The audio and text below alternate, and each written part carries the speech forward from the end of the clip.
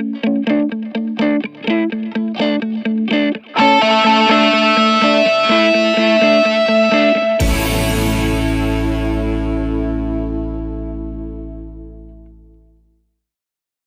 में से कितने लोग हैं जिनकी इंग्लिश बहुत अच्छी है, तो पूरे कॉन्फिडेंस से इंग्लिश बोल सकते हैं? सोच लेना, मैं यहाँ पे बिठा करके बुलवाऊंगा, सोच लेना। कुछ का ऐसे ऐसे नहीं, ये थोड़ा ज्यादा हो रहा है, इतनी अच्छी भी नहीं है।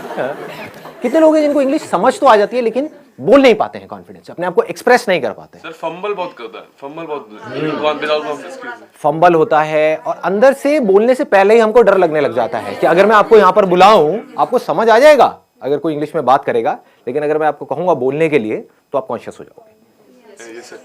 जितने हम फ्लुएंटली हिंदी बोलते हैं उसी कॉन्फिडेंस से हम इंग्लिश में बोलते हैं। उस कॉन्फिडेंस से हम नहीं बोल पाते, तो उस कॉन्फिडेंस से कैसे बोलें? That is the challenge. Problem पकड़ में आ रही है ना? मतलब ये सेशन उन लोगों के लिए नहीं है जिनको इंग्लिश समझ ही नहीं आती है, उनको तो पहले स्कूल जाना है, ABCD पढ़नी है, ठीक है ना, बेसिक इंग्लिश सीखनी है। मैं बात कर रहा हूं उन लोगों की जिनको इंग्लिश समझ तो आती है लेकिन बोल नहीं सकते। अगर मैं उनसे पूछूं क्या समझ आया बताओ, इंग्लिश में बताओ, तो वो अटक जाएंगे वहां पर जाकर के। इसके पीछे रीजन क्या है, इस प्रॉब्लम की जड़ क्या है? एक तो है सुपरफिशियल लेवल के कुछ सॉल्यूशंस होते हैं, वो मैं आपको आकर के बताऊं कि देखो अपनी ग्रामर को ऐसे ठीक कर लो, ये कुछ वर्ड्स हैं अगर आप अपनी वोकैबुलरी में ऐड कर लोगे तो आपकी इंग्लिश अच्छी हो जाएगी, इंप्रेशन अच्छा हो जाएगा, व्हाटएवर। बट ये नहीं है प्रॉब्लम की जड़। प्रॉब्लम की जड़ कुछ और ही है। पहले हमको समझना पड़ेगा हम करते क्या है। हम कोई कहीं पर कुछ गलती कर रहे हैं और वो गलती कोई डीपली समझता नहीं है कि वो गलती क्या है। अगर वो हमको पकड़ में आ जाए तो हम इस प्रॉब्लम का सोल्यूशन निकाल सकते हैं। वो गलती ये है, आप मुझे बताना मैं सही कह रहा हूँ या गलत कह रहा हूँ। वो गलती ये है कि जब आप हिंदी में बोल रहे होते हो तो हिंदी में ही सोच रहे होते हो, उसको ध्यान से सुनना, और हिंदी में ही बोल रहे होते हो। लेकिन जब इंग्लिश में बोलते हो तो पहले हिंदी में सोचते हो, फिर इंग्लिश में कन्वर्ट करते हो, फिर बोलते हो। यस और नो? ये प्रॉब्लम की जड़ है। अगर किसी तरह से हम इसका सॉल्यूशन निकाल लें फिर इंग्लिश आपकी फ्लुएंट हो जाएगी, फिर आपको इंग्लिश बोलने में कॉन्फिडेंस आ जाएगा। यानी कि आप इंग्लिश में ही सोचो और बोल दो, वो जो बीच का गैप है वो हट जाए, ज्यादा सोचना ना पड़े। तो अब ऐसा क्यों होता है कि हम हिंदी में सोचते हैं और इंग्लिश में बोलते हैं? हम कन्वर्ट करके क्यों बोल रहे हैं? हम डायरेक्ट क्यों नहीं बोल पा रहे? जबकि वर्ड्स हमको पता है कि इसको ट्री बोलते हैं, इसको बॉटल बोलते हैं, इसको संदीप बोलते हैं, व्हाटएवर इट इज, ठीक है, आपको पता है, लेकिन उसको हमको कन्वर्ट क्यों करना पड़ रहा है? क्या जड़ है? आराम से सोचना, जल्दी में एकदम से बोलना मत, आराम से सोच करके बोलना। बताइए सर। एनवायरमेंट हमारा ऐसा है, हमारी अपब्रिंगिंग ऐसी है कि बचपन से जो हमारी हैबिट है, habit is the right word, कि हमारी हैबिट पड़ी हुई है हिंदी में सोचने की और हिंदी में बोलने की। तो ये सारा आदतों का खेल है। अगर डीपली हम समझ पाए कि हिंदी हमने कैसे सीखी और उन फंडों को अगर हम यहां पर अप्लाई कर पाए तो काम हो जाएगा, मतलब बड़ी आसानी से हो जाएगा। एक है लंबा प्रोसेस कि आप किसी इंस्टीट्यूट में जाओ, वहाँ पर जा करके स्टेप बाय स्टेप सीखो, एक एक करके आपको बताएंगे वर्ब क्या होती है, एडजेक्टिव क्या होता है, नाउन क्या होता है, ये क्या, उसी में आदमी पागल हो जाएगा। एक तो पहले ही वर्ड्स को कन्वर्ट करना पड़ रहा है, साथ में ये भी देखना पड़ रहा है ये नाउन है, एडजेक्टिव है, वर्ब है, मैं सही बोल रहा हूँ गलत बोल रहा हूँ, हो गया ना? और ज्यादा कॉम्प्लिकेटेड हो जाएगा। तो सीख भी सकते होगे तो नहीं सीख पाओगे, अगर सीख भी जाओगे अंदर ही अंदर तो बोल नहीं पाओगे, क्योंकि अंदर और खचड़ पचड़ हो गई। मतलब बेसिकली जैसे पानी है ना, वो बहता है कि मतलब कोई रुकावट ना आए, ऐसे वो बहनी चाहिए, उसको फ्लुएंसी बोलते हैं। तो मैं आप लोगों से पूछता हूं कि हिंदी हमने कैसे सीखी? अगर हमको ये समझ आएगा तो हम इंग्लिश को भी सीख सकते हैं और बड़ी जल्दी सीख सकते हैं। क्या आपने पढ़ करके सीखी? मतलब जो स्कूल में हिंदी सिखाई तब आपको हिंदी समझ में आई, या उससे पहले ही आप हिंदी सीख चुके थे? हाँ, जब हिंदी में वो चैप्टर शुरू हुए थे स्कूल में, उससे पहले ही आप कई गालियां सीख चुके थे, बहुत कुछ सीख चुके थे, है ना? हाँ, आप आराम से बात कर पाते थे, अपने आप को एक्सप्रेस कर पाते थे, किसी से कुछ मांगना है मांग लेते थे, व्हाटएवर। तो कैसे सीखी हमने हिंदी? इंटरैक्शन करके। लेकिन इंटरैक्शन, हमें तो हिंदी आती ही नहीं, हम इंटरैक्ट कैसे करें? इंटरैक्शन तो तब होता है जब दोनों लोग दोनों तरफ से इंटरैक्ट करें। तो पहले स्टेप में क्या हुआ था? ऑब्जर्वेशन। एब्सोल्युटली। मतलब हम लोगों को ऑब्जर्व करते रहते थे और कॉपी करते थे, इमिटेट। जैसे नकलची बंदर, आपने एक वर्ड सुना होगा, कभी किसी बंदर के सामने जाओगे, ऐसे ऐसे खुजाओगे, उल्टी सीधी हरकतें करोगे, व्हाटएवर, तो बंदर भी वही करने लग जाएगा। तो उस बंदर में और इंसान में ज्यादा फर्क नहीं है, आपको पता है, आप भी पहले बंदर ही थे, राइट? और कुछ लोग तभी बंदर हैं। हमने कैसे सीखा? जो भी हरकतें बड़ों को करते हुए देखा उसको कॉपी किया। वो बोल रहे हैं तो हमने भी वो बोलने की कोशिश करी, चाहे टूटा फूटा बोला, जैसा मर्जी बोला, लेकिन बोला। उन्होंने कोई अजीब सी हरकतें कर रहे हैं, गुस्सा कर रहे हैं, तो हम भी गुस्सा करना सीख गए, है कि नहीं? हमें पता है कि ये माँ बाप की आपस में लड़ाई हो रही है, बच्चों की ऑब्जर्वेशन बहुत तगड़ी होती है क्योंकि उनके पास करने के लिए और कुछ होता नहीं है। बैठे बैठे बस देखते रहते हैं, तो बच्चे ऑब्जर्व करते रहते हैं माँ बाप आपस में कैसे लड़ रहे हैं, कैसे माँ लड़ करके अपनी बात मनवा रही है बाप से, तो बच्चा वहां से सीख लेता है। बच्चे को समझ आ जाता है, अच्छा मुझे यही कुछ करना पड़ेगा, ऐसे नहीं मानने वाले, है ना? तो बच्चा टेंट्रम करना सीख जाता है और फिर उसको वो चीज मिल जाती है तो फिर अगली बार और टेंट्रम करता है, और ऐसे ही हम सीखते हैं। तो कहने का मतलब है हम हिंदी कैसे सीखे? देखते रहे, समझ नहीं आ रहा था क्योंकि जब हिंदी आती ही नहीं तो समझ कैसे आएगी, बट धीरे धीरे हम ऑब्जर्व करते रहे, समझते रहे कि जब ये इस तरह के वर्ड्स मुंह से निकलते हैं किसी के, तो उसके बाद में एक्शन क्या होता है, उसके साथ में क्या जुड़ा हुआ है। टॉय, तो इमीडिएटली हमको समझ आया इसको टॉय बोलते हैं, है ना? तो वहां पर बहुत सारी कंफ्यूजन भी होती है बच्चों के अंदर, क्योंकि वो कई बार गाड़ी को भी टॉय बोल देते हैं। क्यों? क्योंकि अभी क्लियर नहीं हुआ है कि टॉय क्या है। लेकिन फिर क्या हुआ, धीरे धीरे उन्होंने बोलना शुरू किया, गलतियां करी, करते एफर्टलेसली कम्युनिकेशन होने लग गया, इंटरेक्शन होने लग गया। उस इंटरेक्शन से क्या हुआ कि अब वो जो सोच रहे थे वही वो बोल रहे थे, वहां पर कोई कॉन्फ्लिक्ट नहीं था। बच्चों की यही खास बात है, बच्चों के अंदर कोई फिल्टर नहीं है। दिस इज द ब्यूटी, इसीलिए बच्चे बड़ी जल्दी सीखते हैं। तो पहला स्टेप हमको पकड़ में आ गया, ऑब्जर्वेशन। दूसरा है प्रैक्टिस। अब यहां पर एक बहुत बड़ी प्रॉब्लम है, वो आप बताओ मुझे क्या है? प्रैक्टिस करने में, प्रैक्टिस करें कहां और किसके साथ? किसके साथ करें? आप समझ गए ना? हमको पता है ये सारी बातें, लेकिन हम एक पॉइंट पे जाकर के अटक जाते हैं, उसके आगे नहीं बढ़ पाते। अब मैं उसके और एक लेवल डीप में जाने वाला हूं। प्रैक्टिस कहां करें, किसके साथ करें, कैसे करें? दोस्तों से करोगे तो वो माँ बहन की गालियां निकालने लग जाएंगे, है कि नहीं? घर में आप किसी से बात करोगे, अपनी मदर से करोगे, तो आपकी इंग्लिश जो बची खुची है वो भी खराब हो जाएगी। बड़े अंग्रेज आए। हाँ, बड़े अंग्रेज आ गए हैं जी। क्या हो गया? हिंदी हमारी मातृभाषा है, इंग्लिश सीखना जरूरी थोड़ी ही ना है। उनको बोलो ठीक है इंग्लिश सीखना जरूरी नहीं है, लेकिन ये जॉब है, वहां पर इंटरव्यू होने वाला है, वो इंग्लिश में होने वाला है। बोलना अपने घर वालों को, अगर कोई बोलता है ना ऐसी कोई तकियानुसी बातें करते हैं कि हमारी हिंदी मातृभाषा है और इंग्लिश सीखना जरूरी नहीं है, तो उनको बोलो ठीक है फिर तो इंटरव्यू भी देना जरूरी नहीं है, नौकरी भी करना जरूरी नहीं है। हाँ, बेचो अपना घर, एफडी कराओ, मजे से रहेंगे। खाना ही तो खाना है, उसके लिए नौकरी क्या करनी है? आपका घर है तो सही, बेच देंगे, एफडी करा देंगे, किराए पे रहेंगे। ठीक है जी, पकड़ में आ रही है बात? प्रैक्टिस कैसे करोगे जी? मैक्सिमम जितना एक डे में बोल सके, नॉर्मल भी कन्वर्सेशन कर। किससे बोलोगे? सब्जी वाले से बोला तो वो गड़बड़ हो जाएगी। टेक दिस तेरी लगाऊं कान के नीचे, तो गाली निकालती है मेरे को। The moment we speak in English to our friends, they say क्यों फॉर्मेलिटी क्यों कर रहे हो भाई? राइट, फॉर्मल क्यों हो रहे हो? फॉर्मेलिटी क्यों कर रहे हो और क्या जरूरत है? मुझे तो इंग्लिश आती है, आती किसी को भी नहीं है। समझ गए ना? समझ आती है, बोलने में कोई भी, सारे पैदल हैं। और कई बार वो हंसते भी हैं जब। कई बार क्या, हमेशा ही हंसते हैं। अपने गर्लफ्रेंड बॉयफ्रेंड से बोलोगे वो मजा ही नहीं आएगा, फीलिंग ही नहीं आएगी ना। हिंदी वर्ड्स में जो फीलिंग है, इश्क, ये वर्ड इंग्लिश में कहाँ मिलेगा? लव में वो मजा थोड़ी है। हाँ, प्यार, मोहब्बत, सारी फिल्में ऐसी देख देख करके हम बड़े हुए हैं। दिलवाले दुल्हनिया ले जाएंगे, You'll be my bride, you know? इसमें मजा नहीं आएगा, तू मेरी दुल्हन बनेगी। क्या प्रेम रोग? ये पिक्चर देख देख के आप बड़े हुए हो। ओ भाई साहब, सारे प्रेमी बैठे हैं यहाँ पर, हैं बड़े बड़े हैं।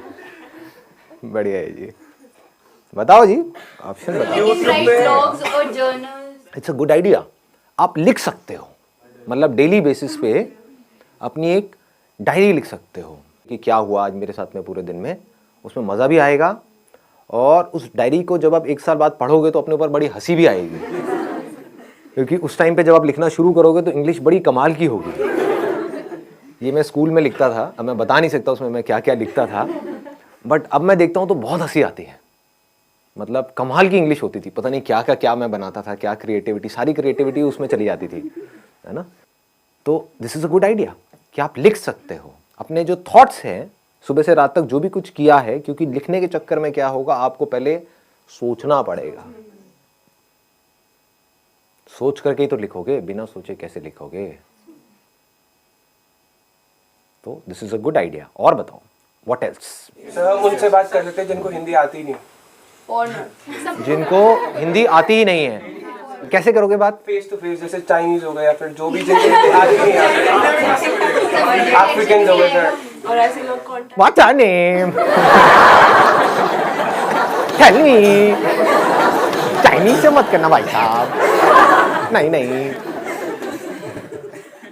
ऐसा कोई तरीका जो फिल्टर ना हो, जैसे अभी डायरी का ऑप्शन दिया, उसमें हम प्रैक्टिस कर रहे हैं, लिख रहे हैं, अपनी डे टू डे लाइफ के बारे में लिख रहे हैं, लेकिन सोच सोच के लिख रहे हैं, वो फिल्टर आ रहा है, वो फिल्टर को कैसे रिमूव करना है, ये कोई तरीका?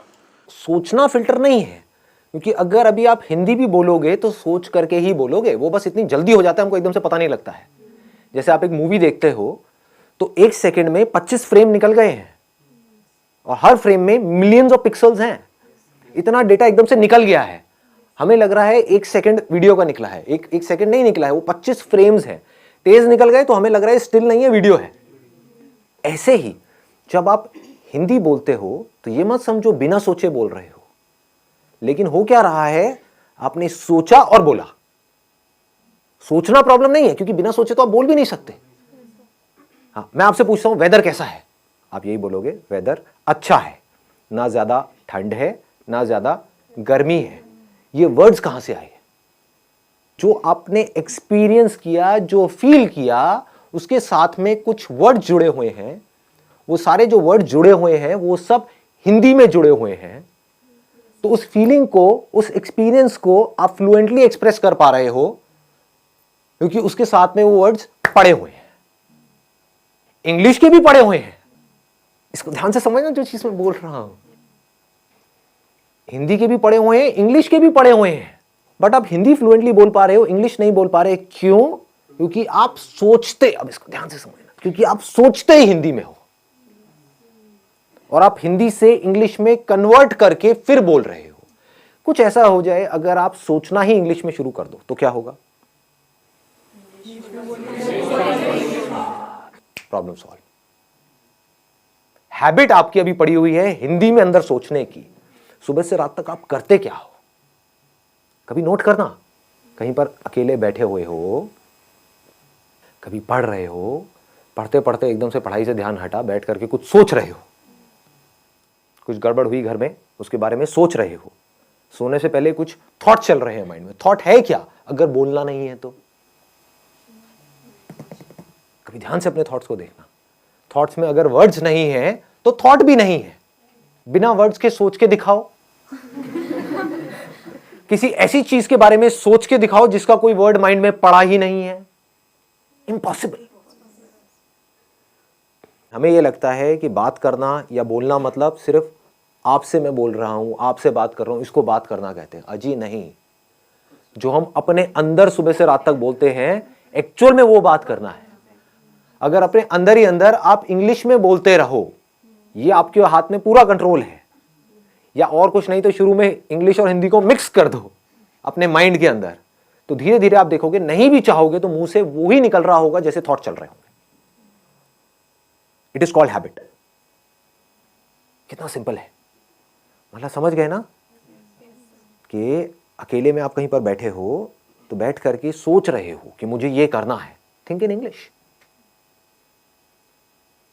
अगर आप अंदर सोचने की प्रैक्टिस नहीं करते और सीधा बोलने की प्रैक्टिस करते हो तो नहीं बोल पाओगे, अटक जाओगे, बार बार गलतियां करोगे, और जितनी गलतियां करोगे उतना ही आपका मजाक उड़ेगा, उतना ही आप कहोगे छोड़ो मेरे को नहीं बोलना।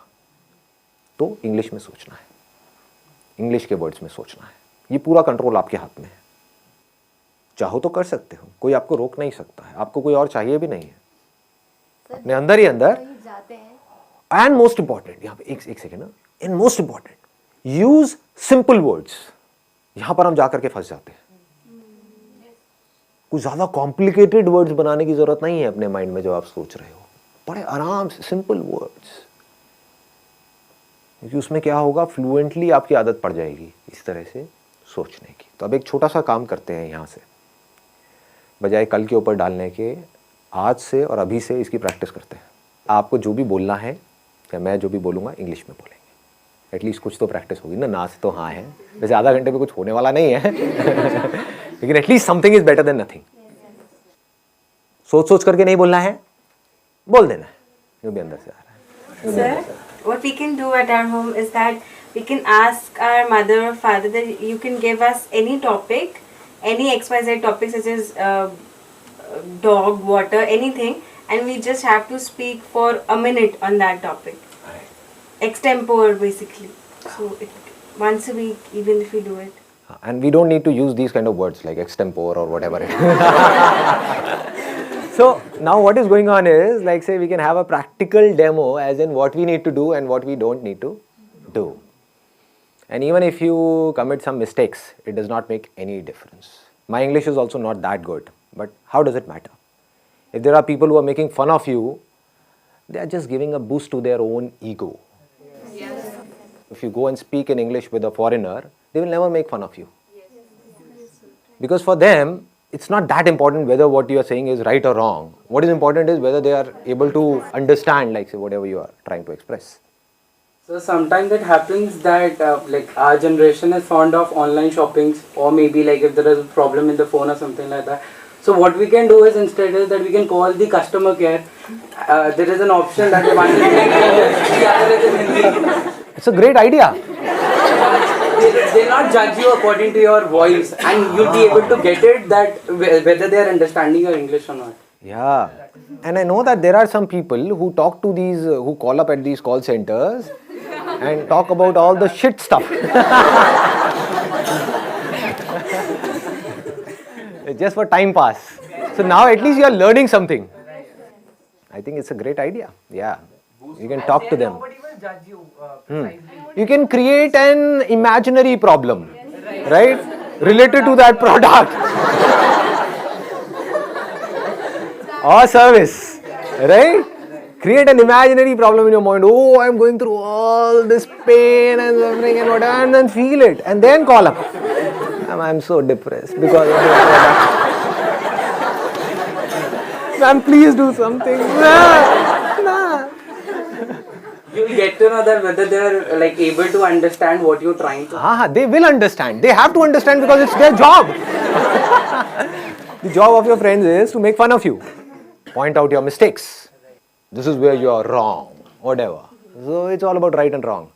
But their job is not to tell you that your English is right or wrong. Their job is to understand whatever you are saying and then give you a solution. There are some things in life where you can't afford to be mechanical.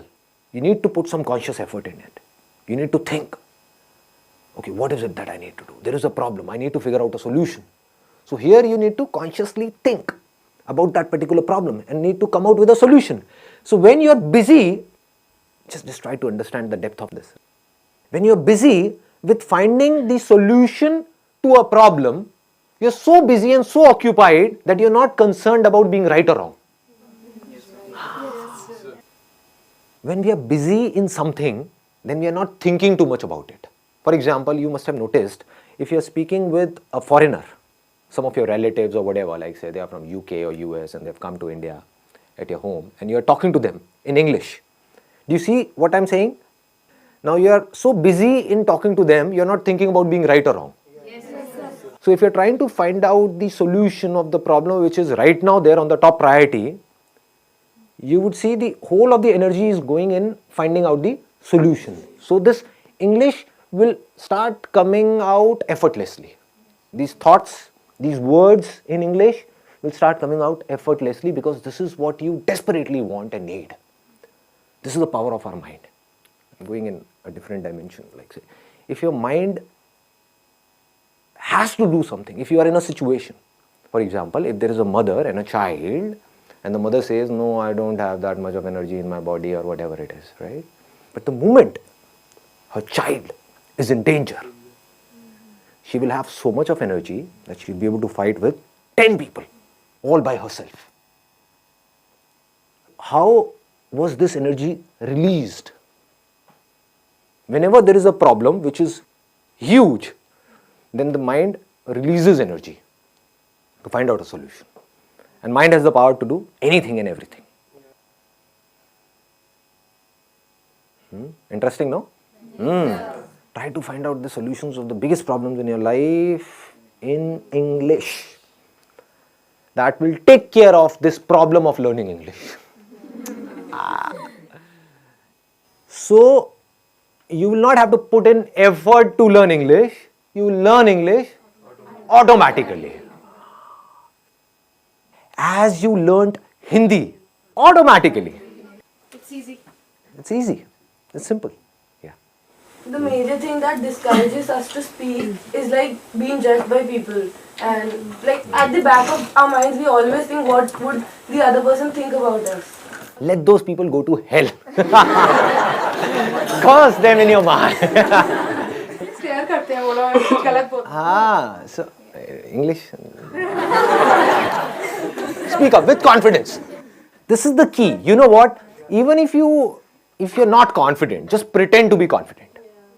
Sir words mind में आ ही नहीं रहे हैं कुछ दिनों से घर पे हूँ तो माइंड बिल्कुल ऐसे हो चुका है हिंदी इंग्लिश के वर्ड्स तक नहीं आ रहे हैं एक्चुअली एग्जाम्स थे बस पढ़ाई वो सब ही चल रहा था तो सर वो चीज़ें ही नहीं आ रही माइंड में जो मुझे सब कुछ आता था वो भी मैं भूल चुकी ऐसा लग रहा है What are you saying? I'm not getting it. I'm not getting it. I told you English, girl. Speak up. Sir मुझे बोलना क्या था मैं तो ये It's okay, no problem. Anything I else? think we stammer or get stuck while speaking because we get short of words while speaking and then we get short of thoughts also. So if we are in continuous, like we are reading or we are writing anything, so we are not short of thoughts and consequently we are not short of words also. Right. So one is that we are reading and writing and something to do with conversation. One is reading or writing like mathematics or something to do with science, because these kind of words, or chemistry or biology or physics, these kind of words we don't use in our day-to-day conversation. So we need to read something or listen to something or go through something which is related to our day-to-day lives. So maybe you can watch Friends. This is one of my favorite, like Game of Thrones. I've heard a lot about it, but I don't know what it is. So go for Big Bang. Big Bang Theory. MD house. No limits. In my old age home, these things are not there. So I have tried this thing. I used to think whatever goes on in my life. But what thought comes up is maybe I'm wrong. Whatever I'm thinking is wrong. So how would these things get correct? Like who will correct me? Even if you're wrong, how does it matter? That we need to understand again and again. Initially, whatever we do, we will be wrong. This is the problem because of which most of the people are not able to do what they really want to do, because they want to be right. This is a big trap.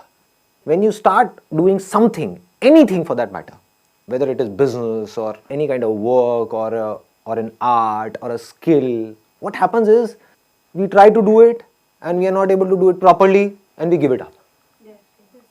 Even if you are wrong, it is not about a life or death situation. It is not Game of Thrones. Nobody is going to kill us or anything of that sort. At max, what can happen is, like, say, somebody will make fun of us.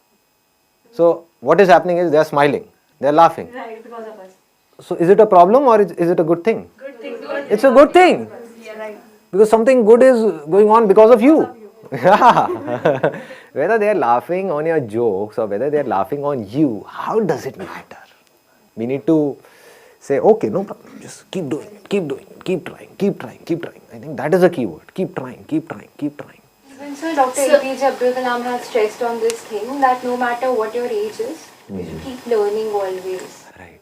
And we need to understand all these things practically, not theoretically. One is theoretically, okay, I understood. Then what? You need to bring it in practice. That's where you need courage. That's the basic difference between a winner and a loser. Losers understand all these things. They would say, okay, I know all these things. Tell me something new. Abhe khachar. What will you do of something new? Even if you get more and more of new information, so-called new information in your brain, which is as good as dead because you're not using that information to do something, to bring it into action, what will you do with that information? They're just fond of information, which they think is learning, but that is not learning at all. Learning means getting some information and bringing it into practice. That is learning. The moment you bring something in practice, either you will succeed in it or you will fail. So whether you succeed or you fail, you need to let it go and keep on building your practice.